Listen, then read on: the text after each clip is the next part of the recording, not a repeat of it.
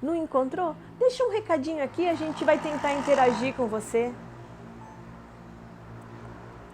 Tá? Aí, vamos voltar a Freud então agora.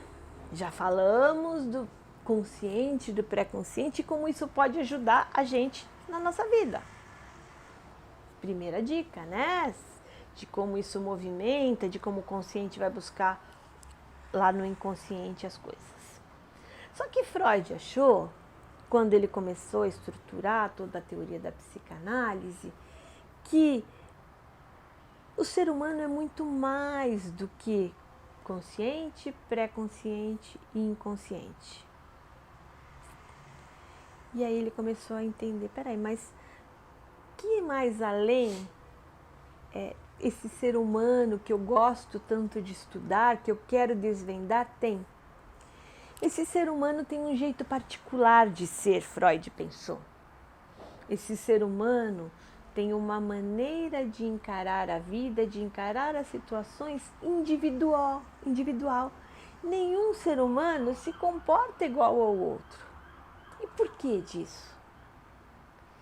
E aí ele disse que nós temos uma personalidade que vai fazer com que a gente se comporte dentro dessa realidade que nós vivemos. E o que forma essa realidade? E aí ele dividiu de novo essa personalidade em 3 compartimentos. E quais são esses compartimentos? Um compartimento que ele chamou de id, um compartimento que ele chamou de ego e um compartimento que ele chamou de superego. Tá?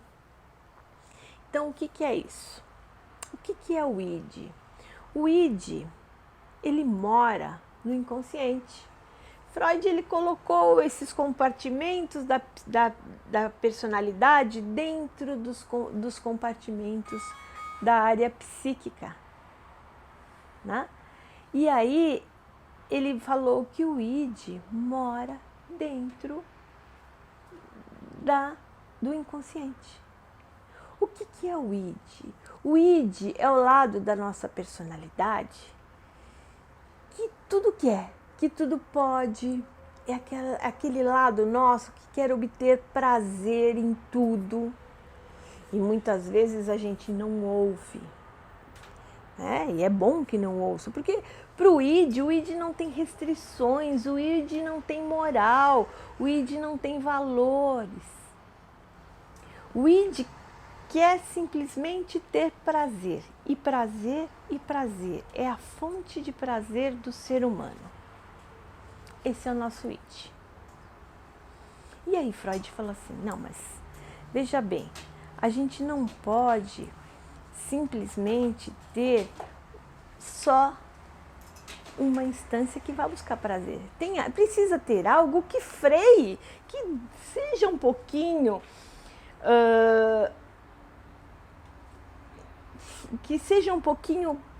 castrador, que seja um pouquinho, que traga um pouquinho de limites para esse id, né? E aí ele criou uma outra instância, o oposto, que ele chamou de superego. O superego é o nosso juiz, é o nosso interditor. Superego é aquela instância da nossa personalidade que não vai fazer isso não pode, tem que se comportar, tem que agir dessa maneira. O superego tem que o tempo todo estar criando regras. Você deve fazer isso, você deve fazer aquilo. Tanto que Freud chamou o superego de princípio do dever. Quando ele criou o id, ele chamou o id de princípio do prazer, aí ele cria o superego com o princípio do dever. Aquele nosso juiz, aquele que nós devemos obedecer. Mas espera aí, precisa ter um meio termo disso tudo. E qual é o meio termo? O meio termo é o ego. O ego é aquele que vai fazer o princípio da realidade, que vai interagir entre o id e o superego. É o ego quem vai dizer: olha, agora é um momento de prazer. Olha, agora não pode ter prazer, agora deve-se trabalhar. Essa realidade, ela fica o tempo todo intermediando prazer e dever. Então, nós temos dentro desse processo o princípio do prazer, o princípio do dever e o princípio da realidade.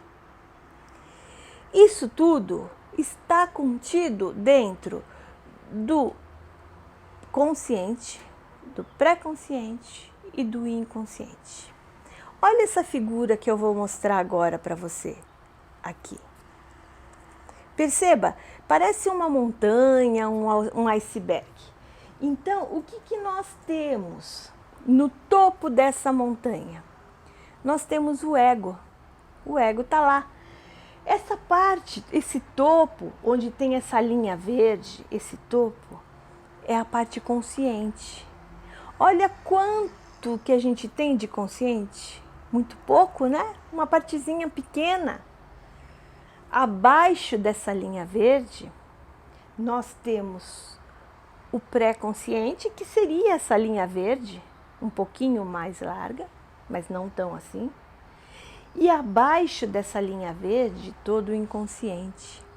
Então percebam que nós temos muito conteúdo inconsciente, que quase a gente não conhece nada sobre nós. Percebe que nesse conteúdo inconsciente estão muitas das nossas vivências que a gente não assimilou, que querem muitas vezes ter prazer ou que acham que a gente tem o dever e que a gente nem sabe o porquê.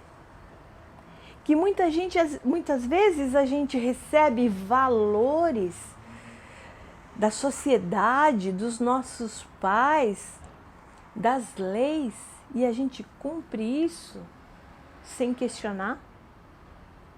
Que muitas vezes a gente recebe valores rígidos, religiosos, sem questionar, e eles ficam lá no nosso inconsciente, querendo vir para o nosso consciente, mas dominando a maneira como nós nos comportamos. Muito do que tem no nosso superego, Freud diz que nós absorvemos primeiro dos nossos pais, dos valores dos nossos pais, dos valores parentais. Segundo, nós absorvemos dos valores sociais. Terceiro, dos valores religiosos. E quarto, dos valores educacionais. Então, o nosso superego, esse princípio do dever, ele é uma mistura de tudo aquilo que nos disseram que era verdade, que a sociedade, que os nossos pais, que os nossos professores, aqui a religião, disseram que nós devíamos fazer e nós acatamos como verdade absoluta e nós não questionamos. O id diz que a gente não deveria fazer, mas o superego diz que nós fazemos. Agora, como que fica o ego nisso tudo? Como que fica essa instância? Como que fica esse princípio da realidade se comportando nisso tudo? Ele vai obedecer quem tem mais força. Se você teve pais muito rígidos, uma educação muito rígida, pais tiranos, uma escola muito rígida, um professor muito rígido, uma religião com valores muito fortes, com certeza o seu superego vai mandar no seu ego.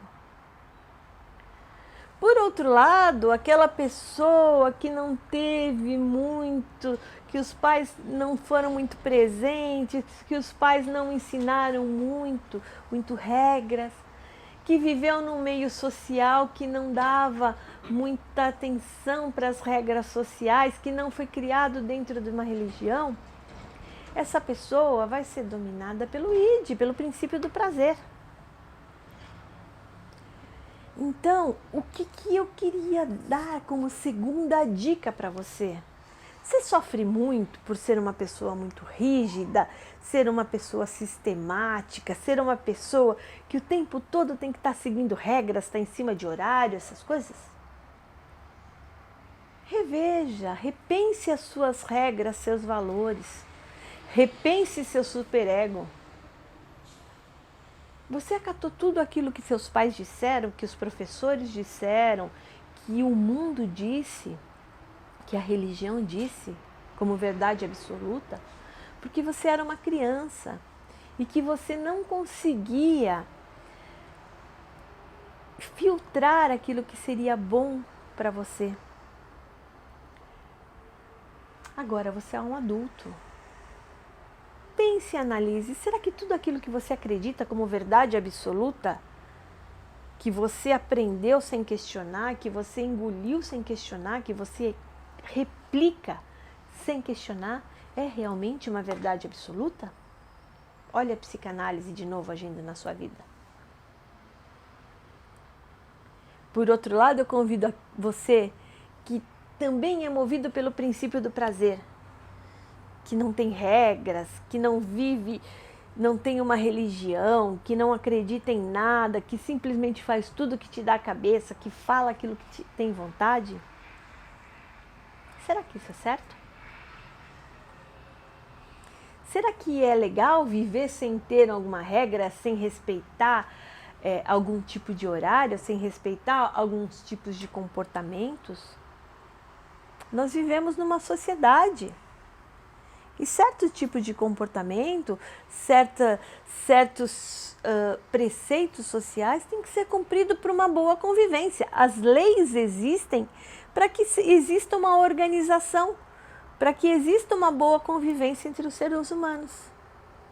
Então, o que é o ideal? O ideal é o equilíbrio. Nem tanto o princípio de prazer, nem tanto o princípio do dever.